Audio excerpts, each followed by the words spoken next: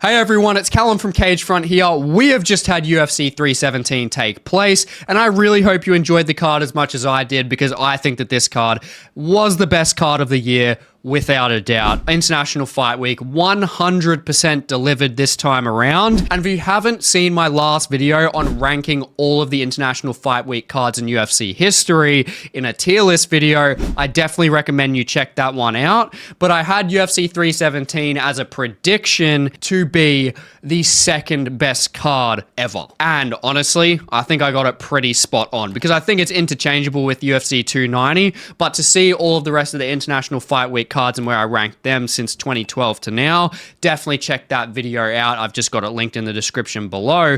But let's focus on this video. UFC 317. Definitely the best card of the year for me. 6 out of 11 finishes on the card, over 50% finish rate. And I went 7 out of 11 on predictions, got some perfect predictions in there, which we will get into, but really nice finishes all around, really dominant, brutal finishes as well, which we will get into. But definitely enjoyed this card. But we have got to be starting off with the main event. And in this video, we're going to be recapping all of the best fights and also giving out the fight card awards. So starting off with this main event, Ilia Topuria versus Charles Oliveira. If you hadn't seen my hot take video on this matchup specifically, we got a perfect prediction. Thank the Lord. I mean, I love Charles Oliveira to death, and honestly, I did kind of feel like I wanted to spew when I did see him get knocked the fuck out, but I did think it was going to happen. Ilia, honestly, he's got way too much power. The weight translation was fantastic.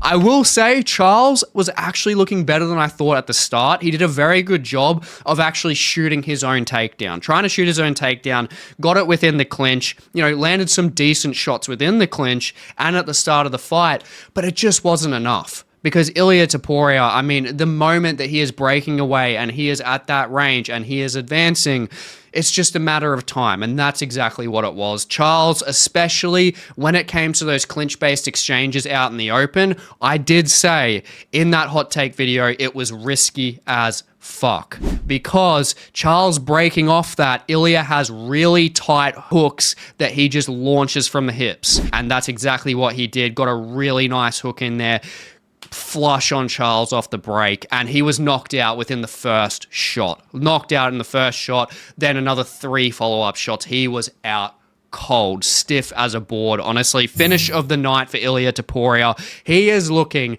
absolutely untouchable. The weight translation looked fantastic. He was able to out-transition Charles on top. There was a little worry for like a heel hook or a knee bar in there from Charles, but Charles was just destined to lose this fight. I just got to be honest. Perfect prediction there. KO, round 1. There's not much we need to say because there wasn't much of a fight to analyze.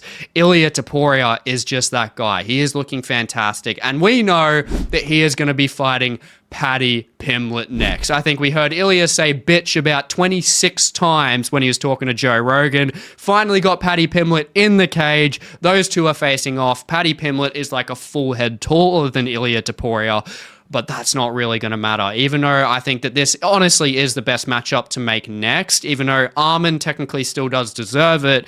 This, financially, for the organization, it is an absolute no-brainer that this fight gets made next. I mean, it's one of the biggest fights you can make in the UFC at the moment. Paddy Pimblett literally puts it on the line, states that Scousers don't get knocked out. He's literally said it right in front of Ilia's face when they faced off in the octagon, and Ilia obviously shoved him, called him a bitch some more, and so on and so on. But yeah, this as the next matchup in a couple months' time, because Paddy Pimblett's fully rested, and Ilia Topuria took absolutely no damage here. So we can get this one sooner rather than later. And honestly, I don't care where it takes place, when it takes place, just get this fight to happen. And honestly, quick prediction here, might be recency bias, but even though Paddy Pimblett looked fantastic against Chandler ain't Ilia. Ilia, I think, is going to be able to take Paddy Pimblett out. If there's anything that Paddy's going to learn from this fight against Ilia, is Paddy using offensive takedowns himself to try and get Ilia down. I think that that is the best course of action for Paddy, to not get knocked out. So honestly, great performance from Ilia. Technically is a double champion. Absolutely looked fantastic. Now, looking at Charles Oliveira, honestly, he is one of the most beloved fighters in the UFC. He's an absolute top name, no matter the outcome of this fight. So he deserves a top name without a doubt because he still brings in the money for the organization, and he's just a fan favorite in general, and a classic that we need to see for the second time round, because the first fight just didn't give it any justice because Charles got the micro tear in his esophagus and the fight just didn't happen. And that is Charles to fight Max Holloway after Max Holloway obviously fights Dustin Poirier at the next pay-per-view for UFC 318, because whether Max wins or loses, Charles is still a massive fight for him. And I think in terms of timelines, obviously Charles is going to have a big break. He got knocked out extremely badly with follow-up shots, obviously. But when it comes to Holloway, if he beats Dustin Poirier, I highly doubt that he's just going to go through that unscathed. So he's going to have a bit of time off as well. And I think that this fight could be made later in the year, possibly November or December. But unlucky for Charles. Do love him, but this was Ilia Topuria's fight to win, in all honesty. He deserves the Finish of the Night award without a doubt in this card. Now, moving down to the co-main event, Alexandre Pantoja versus Kai Kara-France. Oh my goodness. Pantoja is one of my favorite fighters. Honestly, he's just growing on me every single time he fights. And I did say in my predictions, I did not want either of these guys to get taken out badly. Kai Kara-France did pretty much just get absolutely dominated, and he got submitted, but I'm happy he didn't get chinned, and I'm very happy Pantoja didn't get chinned. Love them both, but Pantoja was running absolute damn circles around Kai Kara-France, timed his flurries perfectly, did not give Kai any distance to land those lunging overhands. There's just no distance. He suffocated Kai completely on the feet, landed the better shots on the feet, completely swallowed him on the ground. That round, I'm not sure exactly what was given, but that's a 10-8, honestly. Pantoja just ran circles around Kai Kara-France in this fight. Kai hung in there really, really well to try and stop that rear naked choke about 8 times, trying to rip that arm off, but he wasn't stopping Pantoja. Pantoja was so fresh. He had the body triangle. There was absolutely no getting out of that one. Pantoja, crystal clear, gets performance of the night without a doubt. And then we had Pantoja as he won. He had Joshua Van come in to the cage, and then they faced off. They were very respectful, very different to Ilia and Paddy Pimblett, as we would expect. But Joshua Van, I'll talk about him in a sec, but honestly looked fantastic in his fight. And I think that this is a great fight to make, but I'm not going to lie, I'm not going to get off this bloody stool. I really want to see Pantoja versus Merab. I want to see that fight because Merab and Pantoja stylistically, with their just grappling-based style and their control grinder-based style, I think it makes for such an interesting matchup. Granted, I do think Merab can win that fight, but it's an extremely good challenge for Merab if he gets through Corey Sandhagen. So I definitely want to see that one.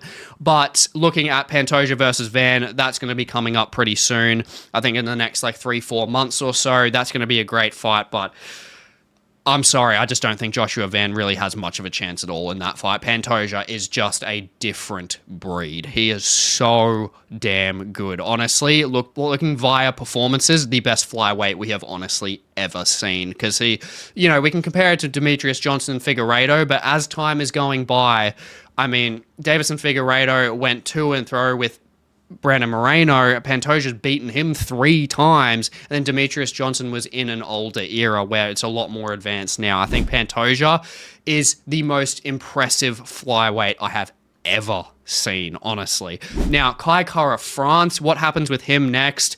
Kai, I mean, look, you could give him the winner of Tatsuro Taira and Amir Albazi. Not really keen on seeing another fight with Amir Albazi, though, if Amir can get through Tatsuro.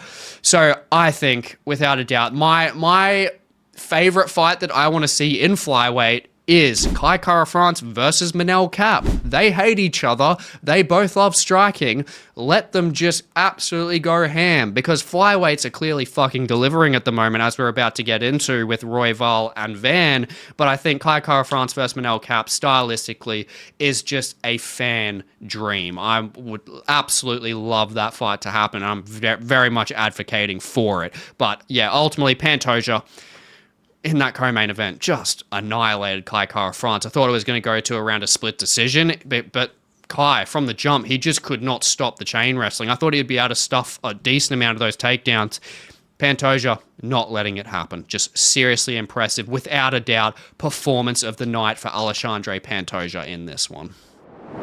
Now, moving down to more flyweight action, and honestly, flyweights, I will die on this hill. Flyweights, this division is absolutely fantastic. It makes heavyweight look like an absolute fucking sack of shit. It seriously does. This division is so good.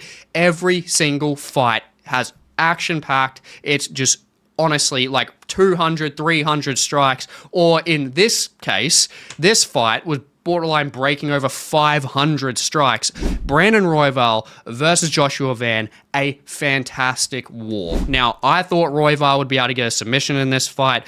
Obviously, Royval kind of did the similar thing like Belal Muhammad did, and really trusted more so in his hands more than the actual effectiveness that he has in this fight stylistically.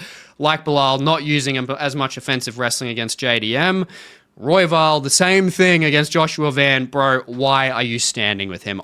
I honestly, I'm not taking anything away from him because it was so damn entertaining. And he definitely won that second round. I know it was a 29-28, 29-28, 30-27, which the 29-28 I 100% agree with. Joshua Van won 29-28.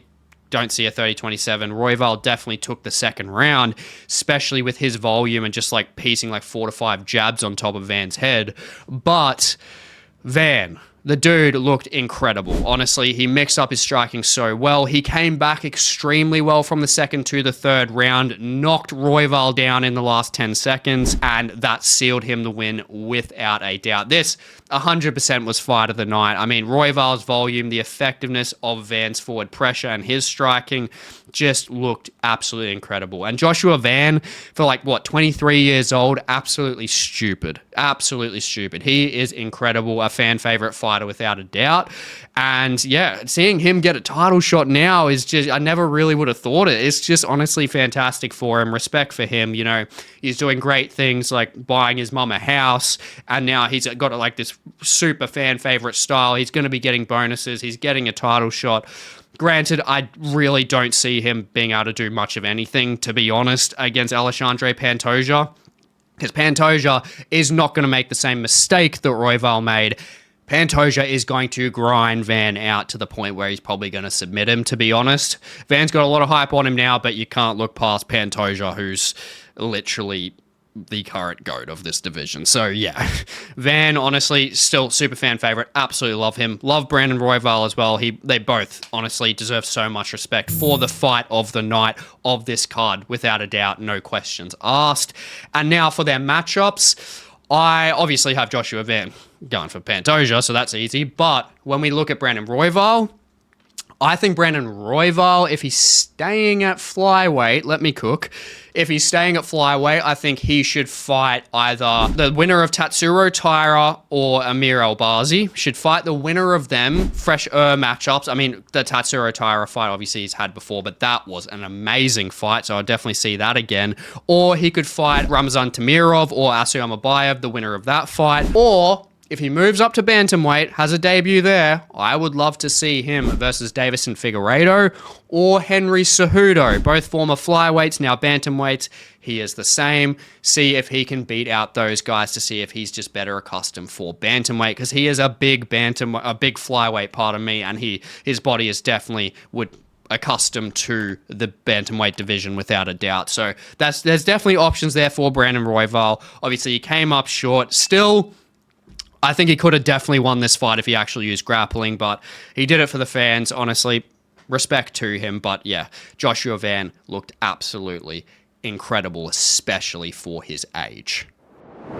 Now, moving on, we do have Beneil Dariush, who got back in the win column after 2 pretty bad losses, obviously coming off a Charles loss, coming off an Arman Sarukian loss, then having the Moicano fight, having to be rebooked because of UFC 311, and then he just got the short end of the stick at that one. So it's been a long time coming for Beneil, and man, the guy faced some adversity through this fight. The first round, Moicano definitely took it. I mean, Moicano got a straight down the pipe, dropped Dariush, landed more damage, and Dariush, going from the first to the second round, in between the rounds, he looked like he had a serious hangover. Like, he looked absolutely wrecked.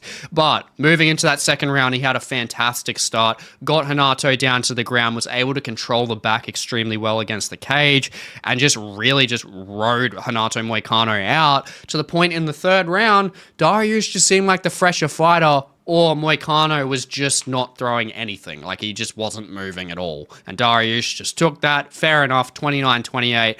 Happy he is back in the win column because he does deserve it. Obviously got very emotional in his post-fight speech, which completely is understandable. But now, him moving forward, he shouldn't be fighting super far down the rankings or anything like that. And look, any fight for him is going to be difficult, I do think, especially when it comes to strikers. But he needs to prove himself against a striker, I really do believe. Someone that's got a serious threat and someone that's just fought. Him versus Royval Fiziev. Beneil Dariush versus Royval Fiziev. I reckon they could make that, honestly, in the next 3-4 months. And yeah, whoever wins that gets bungeed up really towards that top 5, whoever's winning that fight. So I think it's fair there. Then Renato Moicano obviously did come up short. He's still a fan favorite. Funny as fuck on the microphone. I want to see him versus Grant Dawson. Grant Dawson versus Moicano. Both have decent-ish striking. Both are fantastic grapplers. Grant Dawson's kind of like the newer generation Moicano, except not as good of a chin. So I do want to see this fight. I think stylistically it just makes a lot of sense. Now, moving on to our Upset of the Night award, I've got to give it to Payton Talbott. Honestly, he did look fantastic in this fight, really improved from that Raoni Barcelos fight, and taking on Felipe Lima, who is very, very good. And I will say, Felipe Lima kind of perplexed me in this fight because when it comes to him at featherweight, and like at featherweight, he looked fantastic. Like, he fought Naimov, who is stronger than Payton Talbott, and was just looking so comfortable there. His strikes were just looking great. I mean, he fought Miles Johns, who is arguably stronger than Payton Talbott as well.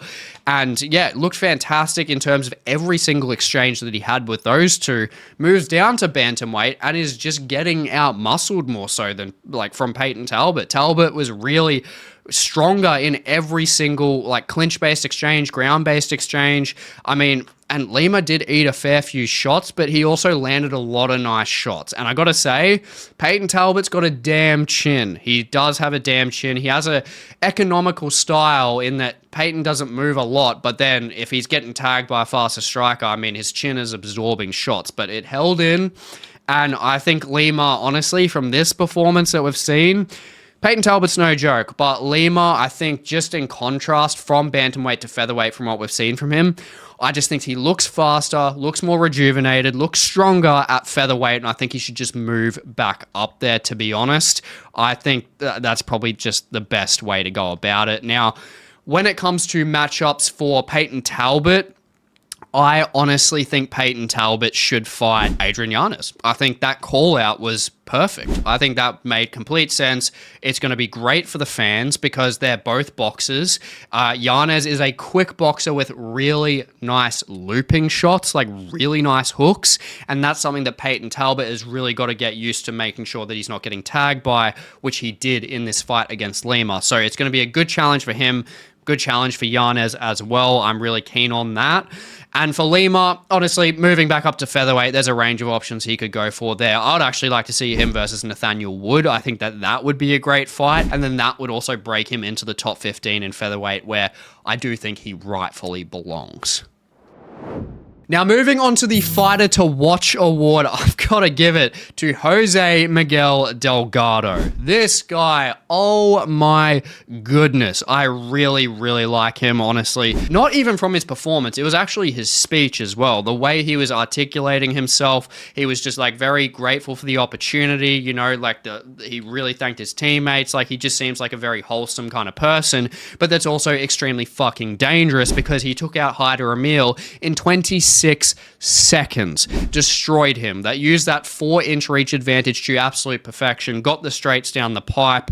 I mean, was hurting Emil, was faster than Emil, got him down and took him out. Like, Emil was protesting, obviously, but yeah, Delgado took him out with the first shot. He recovered, but then, nah, Delgado was taking it. Took him out, without a doubt. Just took him out completely. He is looking extremely dangerous in that featherweight division, and he's still pretty young as well. And I think his call-out is justified. Fight William Gomez. William Gomez got the split decision over Haider Emil. See if you can just take out William Gomez, because William Gomez is on a very high win streak, and he is basically breaking into the top 15. If he can take out Gomez, then he deserves a top 15 shot even this early into his career. He's just looking absolutely incredible. Definitely keep an eye out for him. Now, lastly, I do want to talk about another Performance of the Night award, which is for Terrence McKinney. Now, Terrence McKinney, this guy, he's been through a lot in his life. You know, he's literally a fan favorite type of fighter. I mean, the guy literally finishes every fight, every win that he has, or he's been finished every time. He's never gone to a decision. He's allergic, and damn, did he show it in this matchup against Vyacheslav Borshev. I will say I'm very happy with him because he got me like a 4-1 bet as a submission win. I did think Terrence McKinney would win this by a submission within the first or the second round, because if he's smart, he's just not going to face a natural kickboxer, an accredited kickboxer, on the feet with a fight that he cannot afford to lose. So he took the fight to the ground, and my goodness, the transition from the anaconda choke to the mounted guillotine was absolutely fantastic. That grappling just looked perfect. It honestly looked great. I'd love to see him fight a guy like a Chase Hooper. Obviously, Chase Hooper is much further along than Terrence McKinney at this point, but I'd like to see him face another kind of grappler. He's faced a lot of these guys that are like KO artists, you know, like your Drew Dober, and obviously, I mean, Sadikov submitted him, but you're seeing these guys that he's fighting these dudes that are just have heavy KO power. Esteban Ribovitz, you know, give him a guy that's like a grappler, and I want to see him against Nurullo Aliyev, or Aliyev, however you say it, the undefeated guy from Tajikistan, I believe it's from. He is looking very good at the moment, very heavy wrestling-based style, just very good at controlling, grinding out his opposition, and that's why he's been so successful and being undefeated. And I think Terrence McKinney showing that ability to get those offensive submission transitions on the ground, he could put in some work against Aliyev. Honestly, he really could. Or Aliyev could just completely nullify and control him. And it gives Aliyev a chance to really hone in on his striking as well as Terrence does too. So seeing them both improve, I think that that's a great fight to see. And honestly, a great performance from Terrence McKinney. Now, I really hope you enjoyed UFC 317, and I really hope you enjoy the rest of your weekend, and I will catch you in the next video. If you want to see more MMA-based content, there's just a video on the screen for you here, but thank you very much for watching. Please like, comment, subscribe, and I will catch you in the next one.